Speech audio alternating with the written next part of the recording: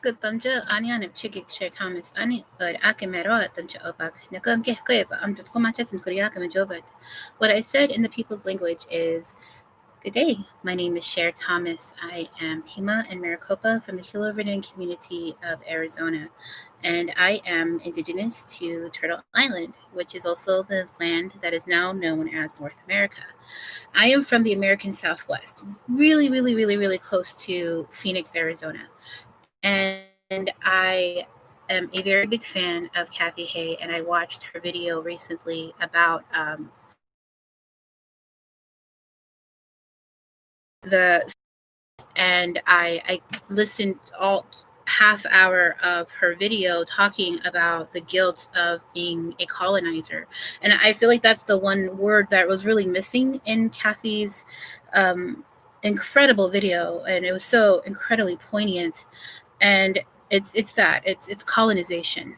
If there is any my personal opinion, the way I believe what I was taught by my ancestors, by my family, was that colonization happened, and colonization is the source of racism, because what you're doing is you're conquering land you are not made for. Everybody was, when we all made our big walk, when we all left and we all settled and to the lands that are now the places our hearts call home, the places we are indigenous to.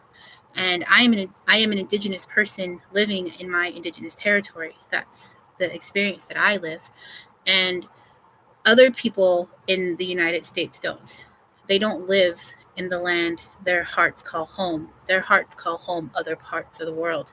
And it's because of colonialism. Colonization is the reason why. Colonization is the reason behind racism and even white supremacy. Colonization and the want and the need and the greed of expansion. It's true, the British government should apologize to the world's people for colonization and the effects of the colonies and the colonization. I'm sorry, I can't talk. The British Crown should most definitely apologize to the indigenous people of the United States, to the indigenous people of parts of Africa and India. It's absolutely true. And even Canada, because those lands are under the British Crown too. They're part of the Commonwealth, I believe, and that's our First Nations people. What you're experiencing is your guilty conscience. That's what it is. Because your people have colonized the world, and in doing so, the lands that you are trying to take over, you are not made for. Now, let me explain. I don't know what the temperature is in Fahrenheit, but in Celsius, but I am from Phoenix, Arizona. My skin is brown. My people have lived here since about maybe 1500 BC is the earliest time we have. So it's been about 3 millennia. I am genetically predisposed to exist, to live in this area. It gets 120 degrees easy, no big deal. It doesn't hurt me. It doesn't do a thing to me. I'm fine. 120 degrees Fahrenheit is somewhere like 30 degrees, 20 something degrees Celsius. It's something like that. It's very hot. You're not made for that. The people who have left your English, but the people who left your nation, the colonizers who left your country, they're for this area. They're not made for this. They're not made for the heat, the sweltering heat of India. That's a totally different type of heat. I can't handle that. I'm not made for that. I'm made for this dry heat over here in Arizona. I can handle it just fine. This heat doesn't even bother me.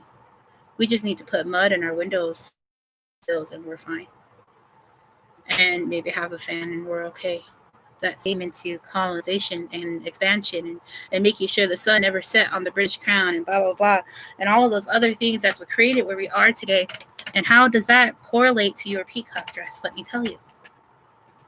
As horrific of an experience colonization is, there's also the experience of decolonization. That is something that is often talked about in indigenous communities. I, as a Native American person, we are talking about ways to decolonize our lives. You know, like Oh, it's in my room. Never mind. I was gonna say, like, even things like our water bottles, like we put indigenous stuff all over our possessions, like, well, actually, things like that, and we have like, I want to say rezzed out versions of everyday life, but that's a process of decolonization. We consciously find ways to put ourselves into everything, and everything from our clothing to everyday items, like even our laptops. Sometimes we'll put indigenous themed stickers and etc. That's a process of decolonization, and that is not your responsibility. As a colonizer, decolonization is not your responsibility. Yes, you feel guilt, but that's not a part of your job. You're not here to fix it, because then that becomes a part of white saviorhood, and then that becomes its own problem, because it's like, oh, look at me saving all these poor oppressed people. And I know, it's kind of a catch-22, isn't it? I know. I think I have a solution. Okay, this is what I would do. As an indigenous seamstress, I'm never going to have a Kathy Hay platform. It's never going to happen for me.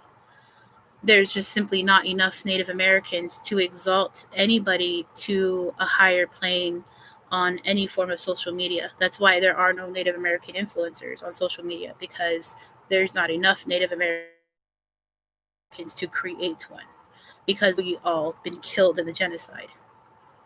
So there's that. But what also is that you, in your platform, you can share the opportunity with an Indian designer.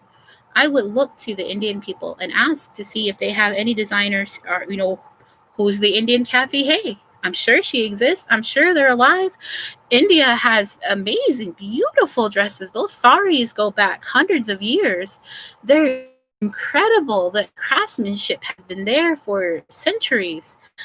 Truth as is told, quiet as it's kept. Some of their techniques are more impressive than that found in Europe. Actually, European techniques are rip-offs of indigenous designs, like what is found by the indigenous people of India. So who is the counterpart to you? Who is the person in that area who looks at their past? What Indian designer is fascinated by their own history, by their own design? And let's do this again, but it's their queen, their viceroy. Let's flip it. Let's turn. I don't want to say let's pretend that history didn't happen. Let's not do that. Let's not rewrite history, but instead, let's let the craftsmen of today give honor and respect to their own past. Let's use your platform, Kathy Hay. Let's use your platform, maybe even some of your money. I'm sorry, girl. Throw some money in, my bad. Actually, you should ask us for money, because I think we would throw it. That's just my opinion. Whatever, who cares? Anyway, but let's ask them. Let's ask the Indian designers, hey, is there somebody who is into historical sewing on the Indian side, who looks at saris? Okay, let's work on this project together. I want to do this peacock dress. It was a European dress for a noblewoman, but what would a noblewoman from India at that time would have worn? What's the Indian version? Okay, we see what the English viceroy, lovely girl, that lovely dress. My gosh, that is a lovely, lovely, lovely gown. Now, what does the Indian version of that? What does an Indian queen look like? What would an Indian queen, just royal, just royalty, like, what does that look like? I'm like, I want to know. And like, not only do I want to know that, like, what if we use the same theme? Like, okay, we're going to use the same metal, we're going to use these same techniques, but what is the traditional, like, what would, if you could exalt a woman to that beautiful, pristine goddess on earth, what does that look like in that time period, that exact same time period, that Victorian era? What would the Indian queen of the 1800s look like if she made a golden peacock dress and let them design, let them tell their stories, let them put their stories, their creations. Let me tell you something about design on the part of, let me tell you about design when it comes to an ethnicity. We put everything about ourselves into it. Like, oh, well, this, like, I remember you said the flower. Oh, well, the flower of this is the color of our food. This is the color, whatever, this is what means a lot to us. In indigenous communities, I can only speak from my own experience, but as an indigenous seamstress, we use specific colors together. Our sunrise colors, blue, red, orange, yellow, white. That's our sunrise, sunset, different. And so what is that version to them? Let them tell their story. What does their goddess look like? What? She could be cool. And they could pick, let them pick their model. Who do they say is beautiful? Because chances are, if you were to line up all the Indian women and you let this English woman, this British woman come in, oh, you're the prettiest one, come on. That says something. You need to let them pick. You need to let them pick who represents them. Because if they had that, if they were able, because chances are the woman that they would pick, they themselves would pick, wouldn't be who you, the English woman, would pick. Let them. And she's probably gorgeous. She probably has beauty we never thought of. And that's what we need. We need more versions of beauty. We need to expand our opportunity to share with the globe the true beauty of ethnic design, and not do so with the up tilt or the upheaval of guilt. I want to say, you're rooting the party with your guilt, my love. Let's just celebrate each other. My best recommendation as an indigenous seamstress to Ms. Kathy Hay, who is trying to make the peacock dress: invite Indian designers, invite Indian dress historians into this project. Let them be the designer. It's your platform. You're sharing your platform. You're sharing your spotlight. You're sharing the privilege, because no lie, chances are you have a lot of your followers simply because you are English and you have that lovely accent and all that other fun stuff. And that is a part of your white privilege. So share the things that your white privilege help you to acquire, like your following, like your platform. And you obviously love this dress. And, instead of focusing on worth is the guy who took indigenous design and made it into what he whitewashed it into what he thought was beautiful. Let's reverse that. What if those exact same artisans had that budget? What would they make? What would they do if they were given free reign?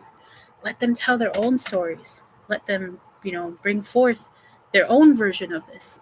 What would an Indian queen from back then look like if she had made a gown for herself? If she had asked her own people, make me a gown that makes you proud of me, that makes you love yourself more. We ask ourselves that all the time in indigenous communities here in America. I'm sure they ask themselves that all the time over there. You're never going to know until you try. But don't feel guilty. Know that doing steps like this, sharing your platform, sharing the truth, a lot of white designers refuse to do anything remotely as honest as speak about the colonization of the entire globe done by the British Crown. And for that, I honor you. I respect you. Manisapa. Yeah. Manisapa Atomim. Or, and the words of my Manisapa is, I put into the universe in a good way. That's what that means. I put out Manisapa. Sapa is like in a good way. Manana, Manya, we put together to put out, to exalt, to push. So, Manisapa.